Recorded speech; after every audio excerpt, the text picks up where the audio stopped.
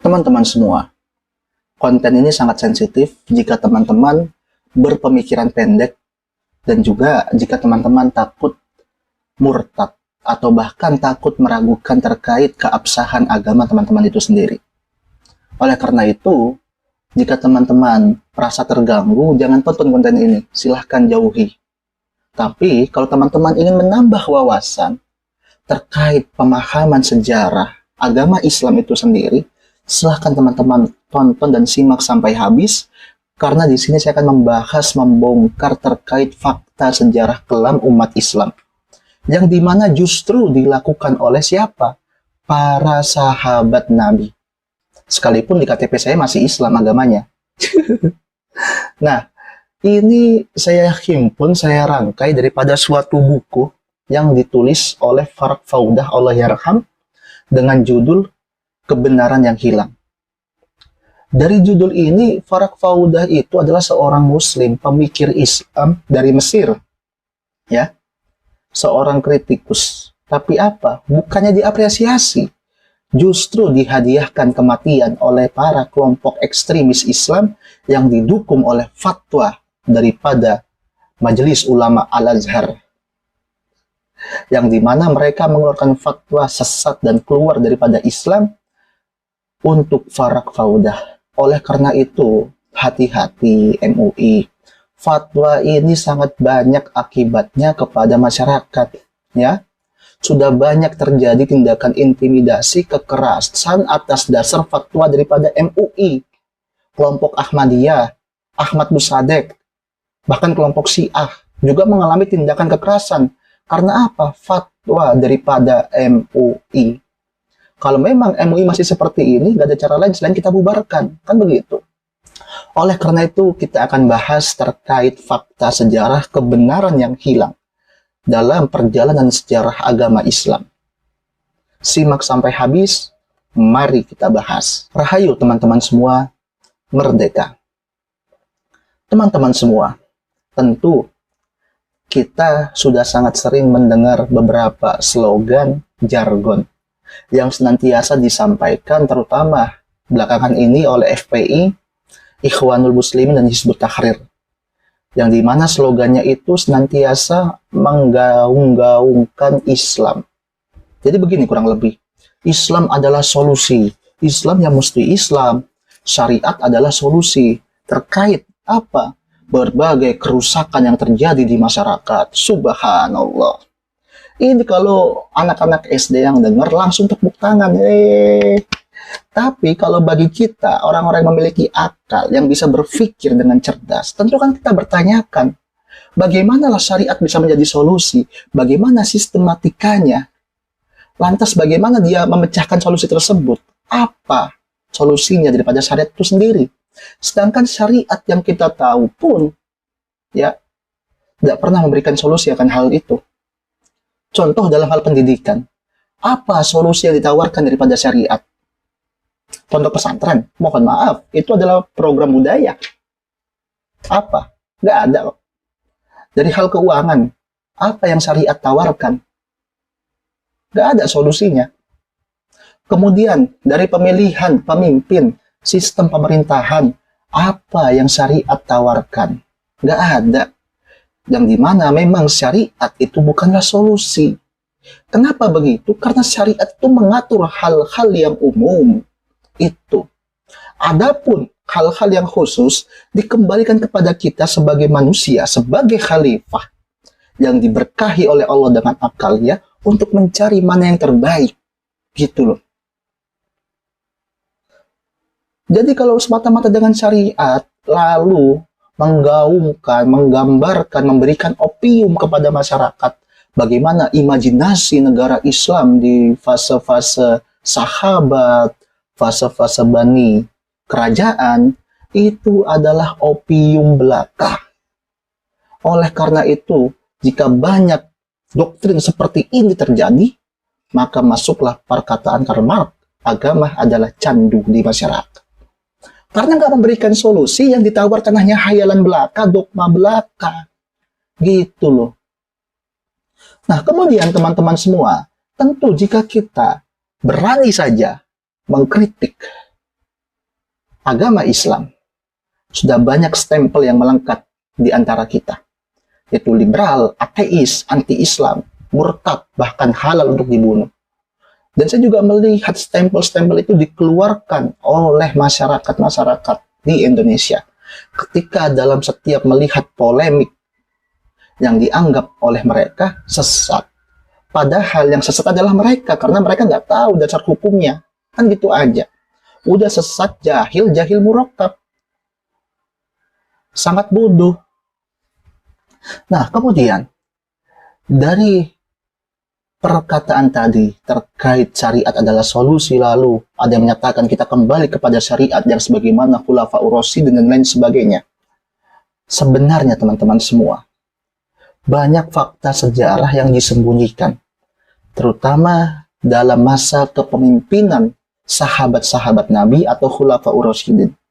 Fakta yang pertama, bahwa Abu Bakar As-Siddiq memerangi orang-orang Islam. Artinya apa? Abu Bakar As-Siddiq membunuh orang Islam sendiri dengan tuduhan murtad. Karena apa? Nggak mau membayar zakat.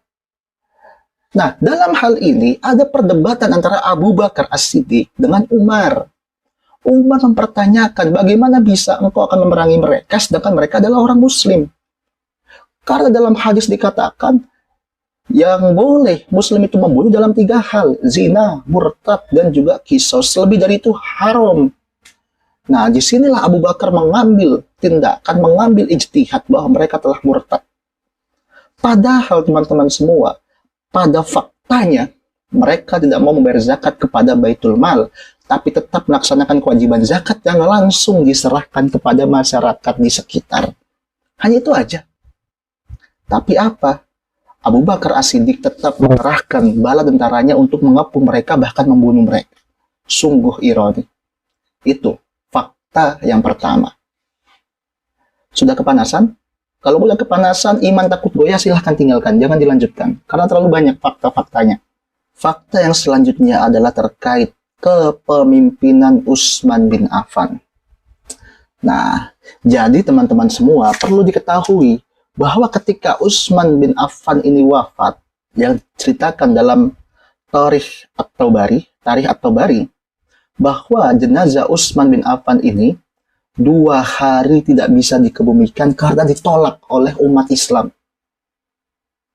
Bahkan sampai-sampai jenazah Utsman bin Affan ini harus dikebumikan di kuburan orang-orang Yahudi di Hisi Kaukab. Gak boleh Utsman bin Affan dikuburkan di sana, bahkan ada yang melempari mayatnya itu dengan batu atau bahkan mematahkan sendi-sendi Utsman. Padahal dia sudah diwayat. Sudah jadi mayat tapi diperlakukan sebegitu mengerikannya oleh mereka. Memangnya apa kesalahan Utsman? Mari kita bongkar. Utsman yang paling pertama adalah orang atau pemimpin Islam yang dimana ia menjadikan sanak keluarganya sebagai pemimpin di wilayahnya masing-masing. Dan mereka itu, Utsman bin Affan itu, dituduh melakukan tindakan KKN. Nepotisme terutama. Kan begitu teman-teman semua. Nah, dan juga daripada pengajaran Utsman bin Affan inilah banyak para sahabat Nabi yang menyimpan uang melebihi dari kecukupan atau bahkan mereka jatuh kepada fitnah duniawi, yaitu uang, harta. Karena banyak sahabat Nabi ini ketika meninggal memiliki harta, jika saat ini dihitung itu sekitar miliaran, triliunan. Padahal ini sahabat Nabi loh. Kok begitu sih? Kemudian Utsman bin Affan juga mengasingkan sahabat Nabi yang lain, yaitu siapa? Abu Dzar Al-Ghifari. Karena Abu Dzar Al-Ghifari ini berpendapat bahwa kita hanya boleh mengambil hak kita secukupnya. Nggak boleh berlebihan. Kalau lebih kita kembalikan kepada orang lain. Nah, inilah paham sosialis yang dimiliki oleh Abu Dzar Al-Ghifari, tapi ditentang oleh siapa? Utsman bin Affan dengan desakan daripada Muawiyah. Bahkan sampai-sampai Abu Dzar Al-Ghifari harus diasingkan. Ya Allah. Jadi, Khalifah Utsman bin Affan ini sangat hidup dengan mewah-mewahan. Bahkan banyak pendapat-pendapatnya yang salah ketika datang para sahabat mengingatkan Utsman bin Affan. Mohon maaf, Utsman bin Affan sangat sombong orangnya. Jadi teman-teman, menurut Farak Faudah digambarkan Utsman bin Affan ini sebagaimana memiliki dua wajah, antagonis dan protagonis. Tentu teman-teman akan terheran-heran ketika saya mengatakan demikian, padahal kita tahu yang telah diajarkan kepada kita bahwa Utsman bin Affan itu adalah orang yang dermawan, kan begitu? Tapi pada faktanya bukanlah dermawan, tapi justru orang yang menghambur-hamburkan harta. Bahkan memilih saudaranya sendiri untuk atau keluarganya untuk memimpin wilayah yang lain. Makanya gak usah heran ketika banyak pemimpin-pemimpin Islam yang melakukan tindakan nepotisme. Gak usah heran. Karena memang dalam pelaku sejarahnya sahabat Nabi pun begitu. Bahkan Utsman bin Affan ini ketika datang para sahabat untuk menasehatinya, ditolak nasihat sahabatnya itu. Bahkan teman-teman, hingga pada ujungnya karena sengitnya perdebatan antara sahabat Nabi ini terkait permasalahan Utsman, sampai datang tawaran beberapa opsi kepada Utsman, yang dimana meminta Utsman untuk mundur. Tapi apa? Utsman bin Affan mengakui bahwa gelar yang ada pada dirinya adalah gelar yang diberikan oleh Allah kepadanya. Bahkan dengan sombongnya Utsman bin Affan menyatakan, jika saya tidak pernah meminta Anda untuk membaiat saya, tapi Anda datang lalu membaiat saya sendiri, dan Anda tidak bisa melepaskan baiat itu selamanya. Masya Allah. Jadi kalau saat ini ada pemimpin umat Islam ya ataupun orang Islam yang berharap eksistensinya selamanya, kepemimpinannya selamanya, maka itu didalangi, dilatar belakangi oleh siapa? Perilaku Utsman bin Affan. Tentu kita akan bingung, kok bisa sih sahabat Nabi yang seperti itu mulianya, yang bahkan diberikan gelar Zun Nuraini, dua cahaya. Kan gitu, karena dia berhasil menikahi dua putri Nabi. Tapi kok kelakuannya seperti ini? Nah, mungkin teman-teman sudah bertanya seperti itu ya. Tapi ini baru permulaan, karena masih banyak fakta-fakta yang disembunyikan. Ya Allah. Nah, kemudian, selain daripada Utsman yang mengumpulkan harta, banyak juga para sahabat Nabi yang mengumpulkan harta. Kita bahas daripada Utsman.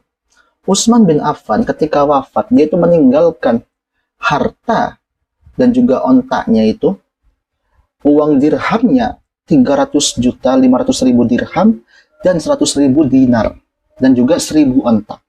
Jadi kalau saya total dengan kurs nilai uang pada zaman Nabi itu sekitar 1,8 triliun sampai 2 triliun. Itu harta daripada Utsman bin Affan yang ditinggalkan.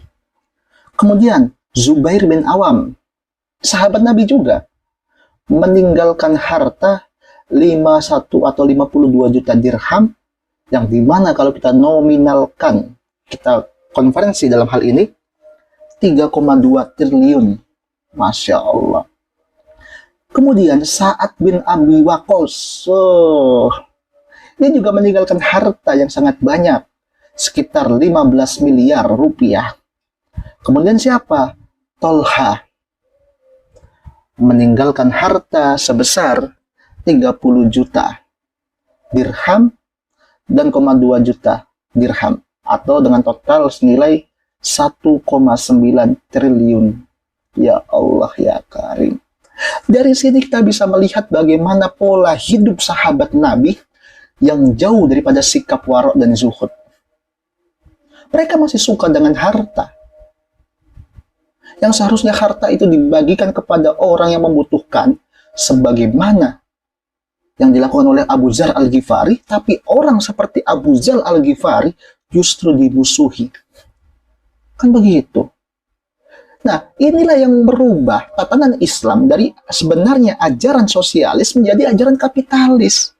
Banyak orang-orang, para ulama, para pemimpin yang beragama Islam berlomba-lomba mengumpulkan harta untuk dirinya sendiri. Makanya gak usah heran kalau sekarang teman-teman melihat berita, para pemimpin di Indonesia yang mereka beragama Islam banyak korupsi. Gak usah heran, memang begitu kok sejarah sahabat Nabi. Karena sepupu Nabi Muhammad sendiri pun ada yang mengkorupsi uang umat. Nanti kita bahas. Nah, siapa yang tadi saya sebutkan, yaitu Abdullah bin Abbas. Abdullah bin Abbas ini dikenal sebagai seorang ahli tafsir lain sebagainya. Tapi Farak Fauda membongkar fakta yang sangat mengejutkan terkait Abdullah bin Abbas. Yang dimana karena Abdullah bin Abbas inilah Ali sampai harus berperang dengan Muawiyah. Yang dimana Ali juga mengutuk tindakan Abdullah bin Abbas ketika dia menjabat. Nah, jadi teman-teman semua, ketika Abdullah bin Abbas di Basrah, Irak, ya, dia mengambil lahan perkebunan yang berupa jizyah, yang dimana itu bukan haknya, yang dimana itu adalah milik para pasukan, para tentara umat Islam yang berperang saat itu, tapi disimpan di Baitul Mal, kemudian diambil. Lalu apa? Ali mengirimkan surat agar Abdullah bin Abbas mau mengembalikan dan mau juga menjelaskan laporan keuangannya secara lengkap. Tapi apa? Abdullah bin Abbas dengan sombongnya justru melawan. Kemudian ketika datang suatu surat pengunduran diri daripada Abdullah bin Abbas, yang dimana surat itu pun mengancam Ali. Nah, dalam hal ini Abdullah bin Abbas mengkorupsi uang Baitul Mal dari Basrah sebesar 6 juta dirham atau senilai saat ini 372 miliar rupiah. Untuk apa? Untuk kabur ke Makkah. Nah, ini kelakuannya Abdullah bin Abbas.